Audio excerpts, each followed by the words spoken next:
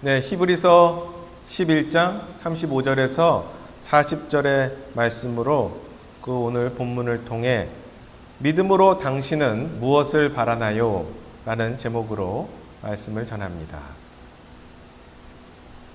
수많은 좋은 그리고 밝은 희망적인 구절들이 얼마나 많은데 하필 이런 끔찍한 구절들을 오늘 설교 본문으로 정했나 하고 생각하실 수도 있겠습니다.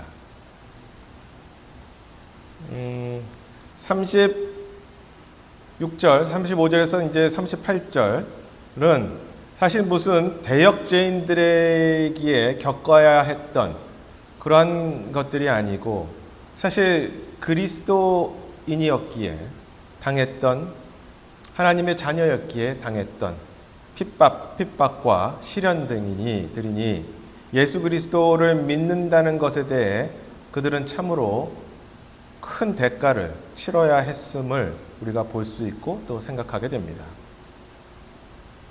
한편으로 히브리서의 이 부분을 읽으면 우리가 이러한 고통을 겪지 않고 지금 믿음 생활을 할 수 있다는 것 자체만으로도 한편으로는 참 다행이다 하는 인간적인 생각을 부정할 수 없습니다. 사실 세상에는 지금도 예수 그리스도를 믿는다는 것을 목숨을 걸고 믿어야 하는, 받아들여야 하는 그러한 지역들이 있다는 것을 생각하면 더 그렇습니다.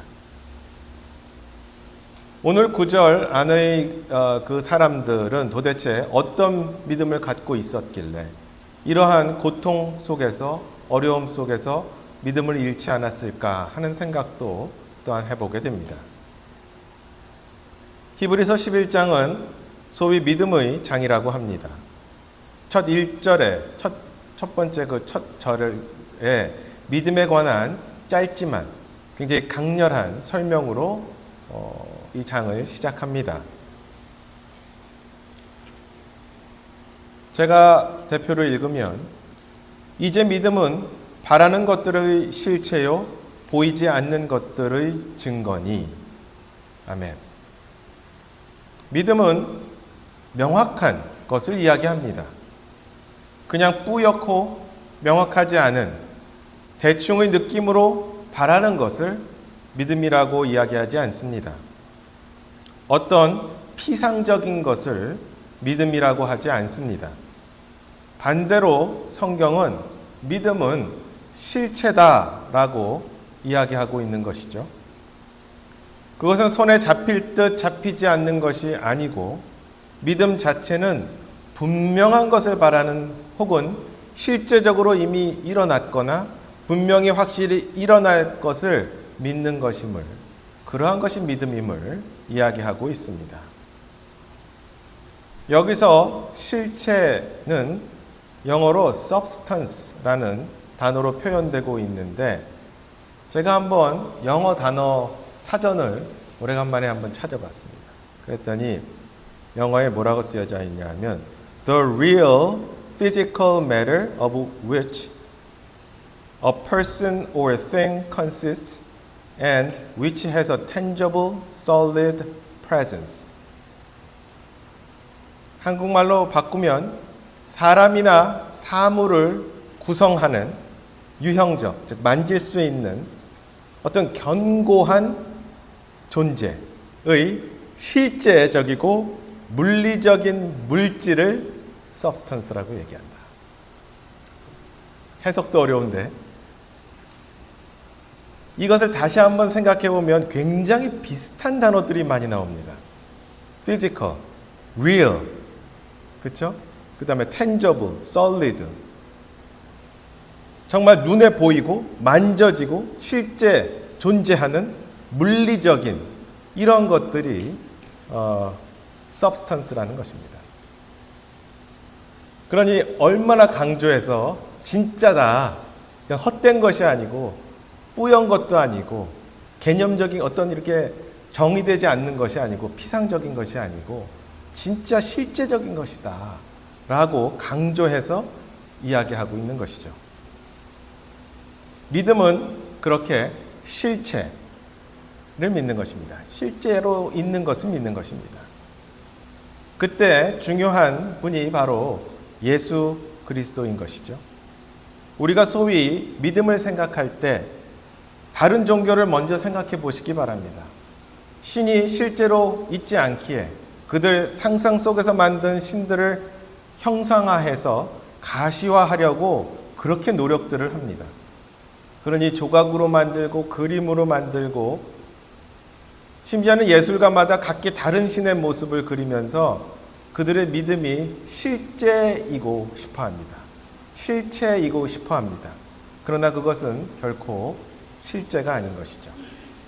심지어 구약의 성도들조차 그들의 믿음은 하나님께서 말씀하신 의식을 따르기는 했지만 그들의 믿음의 실체가 실제로 잘 실체를 모른 채 실체의 그림자를 의식적으로 따랐던 것이죠. 그러나 우리는 믿음의 실체가 분명하게 있습니다. 바로 예수 그리스도인 것이죠. 2000년 전에 분명히 역사적으로 삼위일체 한 하나님의 한 위이신 아들 하나님께서 인간의 몸을 입고 이 땅에 오신 것이고 그분은 그렇게 말씀이 사람이 되신 분이고 그분은 믿음의 창시자이시고 또 완성자로서 실제로 살과 피를 갖고 이 땅에 오신 것이고 그분은 그렇게 믿음의 실체로서 이 땅에 오신 것이죠. 우리의 믿음은 예수 그리스도라는 분명한 실체 위에 있는 것입니다. 이렇게 그리스도인의 믿음은 만질 듯 만질 수 없고 이해될 듯 이해될 수 없는 선문답 같은 것이 아니고 분명한 예수 그리스도를 믿는 것에서 시작한다라는 것을 알아야 합니다. 이 사실을 그렇게도 강조하고 싶었던 사도 요한은 그래서 요한 1서 시작을 이렇게 합니다. 처음부터 계셨던 그것, 즉 생명의 말씀에 관하여는 그것을 우리가 들었고 우리 눈으로 보았으며 자세히 살펴보았고 우리 손으로 만졌노라. 얼마나 예수님께서 진짜인지 말하기 위해서 그 절절한 사도 요한의 그 말씀이 들리십니까? 우리가 눈으로 보았고 자세히 살펴보았고 우리 손으로 만졌다. 예수 그리스도를. 우리의 믿음은 실제를 믿는 것입니다. 이렇게 기독교는 다른 종교와는 다르게 믿음의 시작과 끝이신 실제하시는 그분을 믿는 믿음에 우리의 신앙은 기초하게 되는 것입니다. 예수 그리스도께서 실체라면 그분의 말씀, 즉 하나님의 말씀도 역시 실체입니다. 하나님의 말씀을 통한 약속들은 그래서 피상적인 것이 아니고 실제 일어날 실체인 것이죠. 히브리서 11장 1절은 이후 4절부터 35절 이후 1절 이후 35절 중간까지 우리가 이름을 대면 알만한 성경의 믿음의 선조들 혹은 사건을 들으면 이 사람의 사건이었지 라고 알 수 있는 그러한 많은 예들이 11장 전체를 거쳐서 나오게 됩니다. 아벨, 에녹, 노아, 아브라함, 사라, 야곱, 이삭, 삼손, 다윗 등등 쭉 그들의 이야기가 나오고 있는 것이죠. 그리고 오늘 본문 35절이 나오게 됩니다. 35절부터 38절까지 제가 다시 한번 읽겠습니다. 35절 중간부터 읽겠습니다.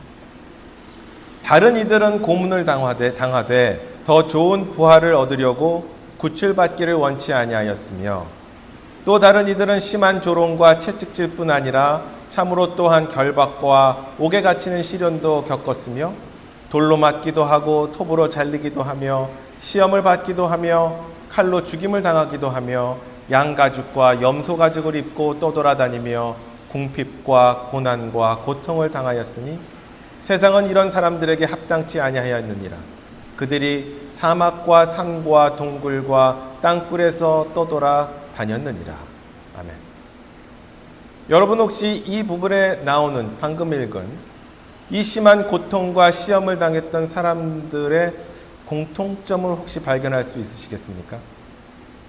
앞서 언급되었던 그 많은 구약의 믿음의 선조들과 달리 이들의 이름이 전혀 적혀 있지 않습니다. 이름 모를 사람들이라는 것이죠. 히브리서가 70년 전에 한 65년, 67년경에 쓰여진 것이라고 했을 때 그 시기에 예수님께서 돌아가시고 하늘에 올라간 지 대략 한 세대쯤이 더 지나간 이 즈음에 그때까지 그렇게 많은 사람들이 박해를 받았는데 그 뒤부터 지금 2000년이 흐른 이 시간까지 그 많은 사람들, 박해를 당하고 믿음을 지켰을, 그러나 이 고통과 시험을 통과했었던 이러한 사람들이 얼마나 많았을지를 상상해 보면 참으로 또한 많은 숫자 아니겠습니까? 제가 생각할 때 오늘 히브리서 저자가 그들의 이름을 일일이 나열하지는 않았지만 이러한 박해를 언급했던 이유 중 하나는 그렇게 고통을 받았던 사람들에게 그들의 이름들이 우리들에겐 기억되지 않고 시간이 흘러 우리의 기억 속에서 사라졌거나 혹은 인간 기록들에서 그들은 잊혀진 것처럼 보이지만 하나님께서는 결코 그들을 잊지 않으시고 그들을 기억하고 계시다라는 것을 아마도 우리에게 알리고 싶지 않았을까라는 생각을 합니다. 여러분의 믿음도 역시 주님이 꼭 기억하고 계시다라는 것을 잊지 마시기 바랍니다. 오늘 설교를 통해 또한 말씀드리고 싶은 것은 히브리서 저자가 오늘 본문을 통해 우리에게 말하고 싶은 것은 또한 무엇인가 라는 것이죠. 여러 가지가 있겠으나 오늘은 믿음을 통해 우리는 무엇을 기대해야 하나 라는 관점에서 말씀을 살핍니다. 물론 여러 가지가 있겠으나 그중 세 가지만 간단하게 살펴보려고 합니다. 첫 번째, 히브리서 저자가 그 수신자들에게 말하고 싶었던 것은 믿음은 시험과 고통을 통해 도전받지만 그러한 시험과 고통을 통해 믿음은 또한 성장한다 라는 것을 알리고 싶어 했습니다. 히브리서 저자는 그 수신자들, 즉 1세대, 특히 2세대 유대인 그리스도인이 겪고 있거나 곧 겪을 수 있는 역경과 박해를 이해하면서 그들이 그 박해와 역경을 통해 분명히 그들의 믿음이 도전받을 것이지만 절대로 믿음의 후퇴를 하지 말고 믿음을 지키기를 바랬으며 예수 그리스도라는 완전한 실체에서 벗어나 다시 유대교로 돌아가지 말고 예수 그리스도 안에 거하기를 바랬으며 또한 히브리서 전반을 거쳐 그들의 믿음이 성장하기를 바랬습니다.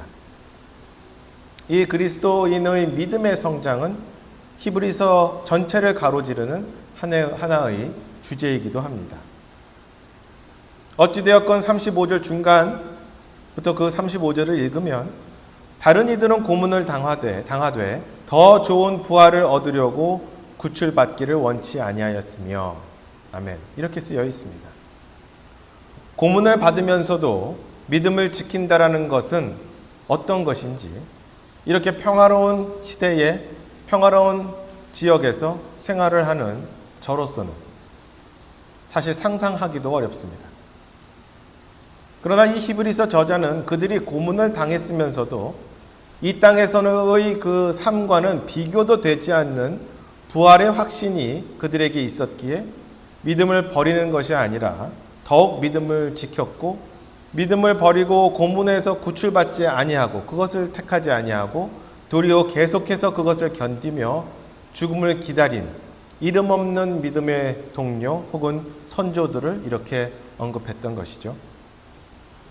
분명 고문이 시작되었을 때 얼마나 아프고 힘들었겠습니까?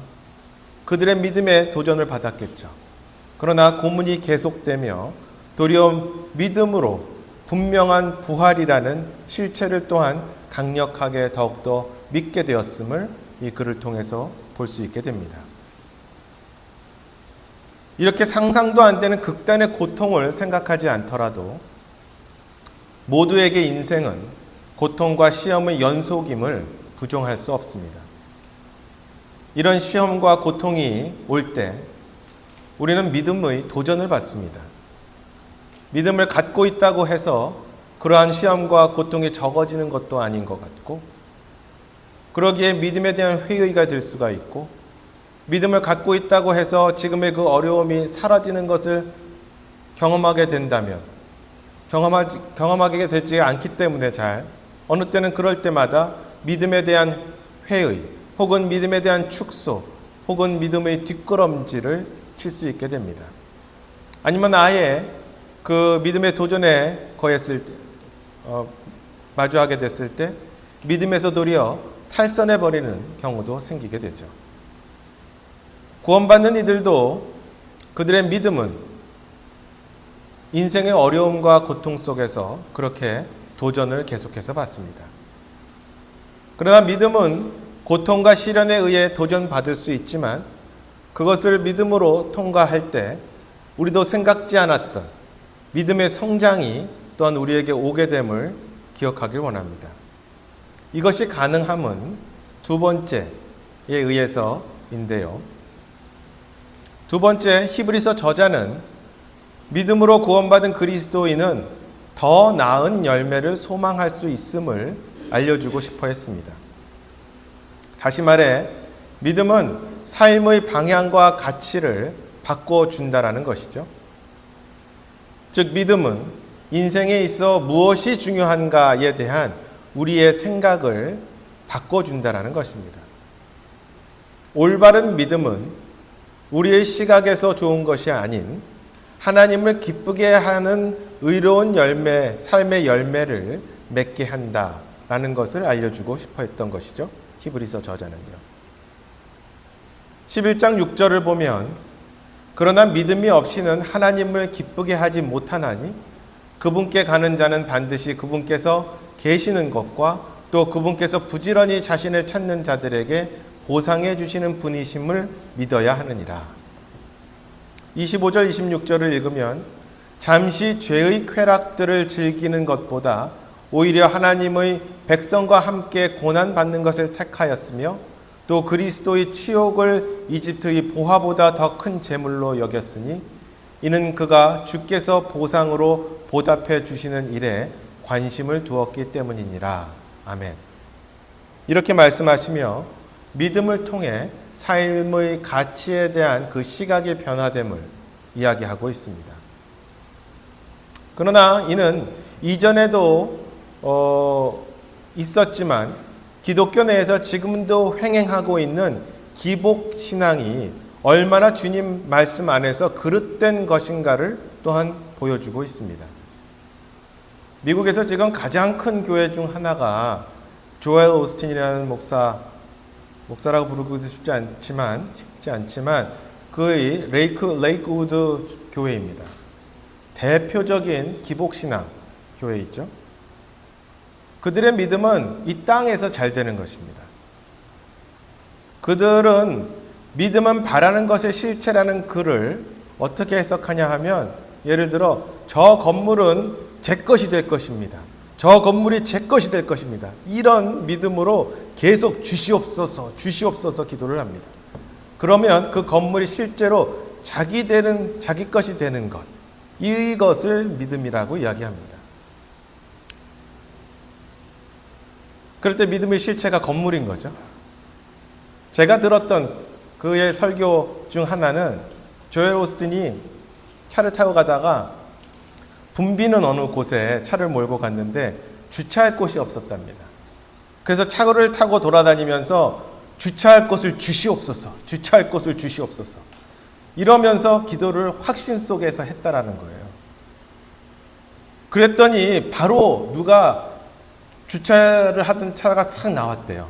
그래서 그곳에 주차할 수 있었답니다. 그러면서 하나님께서 자기의 기도를 들어주셨다라고 이야기를 하는 것을 제가 그 설교를 들었습니다. 저는 하나님께서 그 주차할 것을 못 주신다라고 얘기하는 것이 아닙니다. 그 주차장 스페이스를 그에게 달라는 그의 믿음은, 그 기도는 하나님을 기쁘게 하는 기도가 일단은 아닙니다. 아니, 하나님께서 기뻐하시는 것과 하등 관계가 없습니다. 실제로 조엘 오스틴은 아마도 절대 오늘의 이 구절을 인용할 수 없을 것입니다.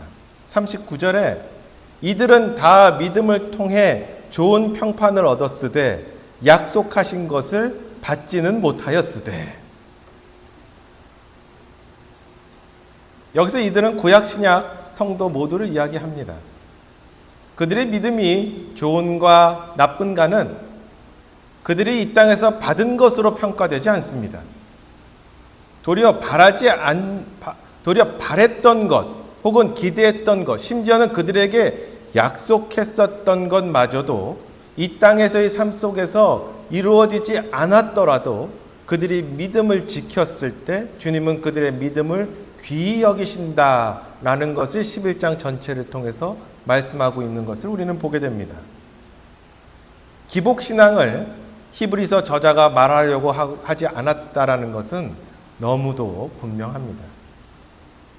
그리스도인이 이 땅에서 많은 실질적 복을 누릴 수도 있습니다. 다윗도 솔로몬도 요셉도 다니엘도 일정 부분 그의 일생에서 그러지 않았습니까? 저도 인간적으로 그것을 바랍니다. 인간적으로 그러한 것들이 부러울 수도 있겠으나, 그러나 그것은 참으로 주님께서 주신 덤인 것이지 믿음의 본질은 결코 아닌 것이죠. 히브리서 11장을 통해 우리가 분명히 알 수 있는 것은 믿음을 통해 더 나은 보상을, 개념적인 보상이 아니라 우리에게 있을 미래에 우리에게 실체적으로 우리가 받을 하늘의 보상이 우리에게 있을 것이라는 것을 믿는 것이죠. 그것을 이야기하고 있는 것입니다. 우리의 믿음은 우리의 삶의 가치의 시각을 변화시켜 줄 수 있음을 히브리서 저자는 이야기하고 있는 것이죠. 마지막 세 번째, 믿음은 인내를 가능하게 해준다라는 것을 히브리서 저자는 알려주고 싶어 했습니다. 아까 1절에 이제 믿음은 바라는 것들의 실체요 보이지 않는 것들의 증거니라고 했을 때 우리는 두 가지 각도에서 이 말씀을 볼 수 있습니다. 우리 눈에 보이지 않지만 실제로 나에게 이루어진 것들을 믿어야 하는 것이고, 말씀에 기초하여 앞으로 올 확실한 주님의 약속을 아직 이루어지지 않았지만 그것을 또한 믿어야 한다라는 것을 1절을 통해서 이야기하고 있습니다. 첫 번째 것은 예를 들어 복음을 믿고 죄의 용서를 받고 영원한 사망에서 건짐을 받았으며 구원 즉시 내 안에 성령님이 거하기 시작하신다 등은 실제로 우리 눈에 보이지 않지만 말씀에 근거하여 우리는 그것을 믿음으로 알 수 있는 것이죠. 그것이 또한 믿음의 실체인 것이죠. 두 번째, 주님께서 약속하셨지만 아직 일어나지 않은 일에 대한 미래에 대한 믿음이 또한 실체를 믿는 믿음인 것이죠. 지난주 예수 그리스도의 공중에 다시 오심, 이 땅에 다시 오심과 같은 아직 이루어지지 않은 주님의 약속이 그러한 이해일 수 있는 것입니다. 그러나 인내라는 말은 참 말처럼 그 실천이 쉽지는 않습니다. 아무것도 없이 그냥 견뎌 하면 그것이 진정 인내하기 어렵습니다. 그러나 지금 방금 말씀드린 이 두 가지 사실, 주님의 현재와 미래의 약속, 현재에 나에게 일어난 것과 미래의 약속이 나에게 실제로 인지될 때 인내가 가능하게 된다라고 또한 믿습니다. 그래서 11장의 믿음의 장이 끝난 이후 이어지는 12장 1절은 이렇게 시작합니다. 그러므로 증인들이 이렇게 큰 구름을 이루며 또한 우리를 둘러싸고 있으니 모든 무거운 것과 너무 쉽게 우리를 얽매는 죄를 우리가 떨쳐버리고 인내로 우리 앞에 놓인 경주를 달리며. 그리고 2절 3절은 이렇게 이야기합니다. 우리의 믿음의 창시자여 또한 완성자이신 예수님을 바라보자. 그분께서는 자기 앞에 놓인 기쁨으로 인해 십자가를 견디사 그 수치를 멸시하시더니 이제 하나님의 왕좌 오른편에 앉으셨느니라. 죄인들이 자기를 대적하여 이처럼 거역한 것을 견뎌내신 분을 깊이 생각할지니 이것은 너희가 너희 생각 속에서 지치고 기진하지 아니하게 하려 함이라. 아멘. 예수 그리스도는 우리 믿음의 실체이시며 동시에 직접적인 그 믿음의 모범이시기도 합니다. 히브리서 저자는 인내로 인생의 경주를 달리며 우리의 믿음의 모범으로 그 모든 것을 견디어내신 예수 그리스도를 바라보며 우리가 지치거나 기진하지 않기를, 그래서 인내하기를 원하시는 것이죠. 헛된 것이 아니고 실체를 믿는 그리스도인의 믿음은 인내를 가능하게 한다라고 히브리서 저자는 강조하고 있는 것입니다. 그것은 우리에게 분명한 목표가 저 앞에 있을 때, 내 눈에 분명히 그것이 보일 때, 그 실체가 보일 때 진정 내 모든 것을 짜내어 한 걸음을 더 옮길 수 있고 또 한 걸음을 더 나아갈 수 있음을, 그래서 인내로 그 과정을 견디게 할 수 있음을 이야기하고 있는 것입니다. 1800년대, 그러니까 19세기 초죠. 19세기 초에 로버트 메리 모펫 부부입니다. 로버트와 메리 모펫. 로버트 모펫, 메리 모펫. 그것은 아프리카 남부 작은 나라, 지금의 보츠와나라는 곳이라고 합니다. 곳에 첫 선교사로 가게 됩니다. 지금도 처음 들어보지 않습니까? 그 나라? 저는 어딘지도 몰랐었는데 보니까 아프리카의 남쪽 내륙에 있더라고요. 내륙 남쪽에 위치하고 있습니다. 그러나 지금도 잘 모르는데 그때는 더 했겠죠. 그곳에 첫 선교사로 가게 됩니다. 그들은 그곳에 도착한 첫날부터 엄청난 도전과 고생을 하게 됩니다. 그랬겠죠. 그들이 선교를 시작한 지 10년이 됐는데 단 한 명도 구원받은 사람이 없었습니다. 복음을 단 한 명도 받아들이지 않았던 것이죠. 그래서 그들을 그곳에 파송했었던 교회는 그들의 그 선교를 마치게 하는 것이 어떨까? 아무 결과가 없으니 이러한 것을 협의했다라고 합니다. 그런데 그 부부는 하나님께서 그들을 분명히 그곳에 부르셨고 하나님께서 분명히 같이 일하실 것이라는 그 믿음을 강하게 갖고 있었습니다. 그때쯤 그들의 한 친구가 영국에서 편지를 보내옵니다. 그들을 돕고 싶은데 무엇으로 도울 수 있을지 한번 물어봤습니다. 필요한 것이 없나?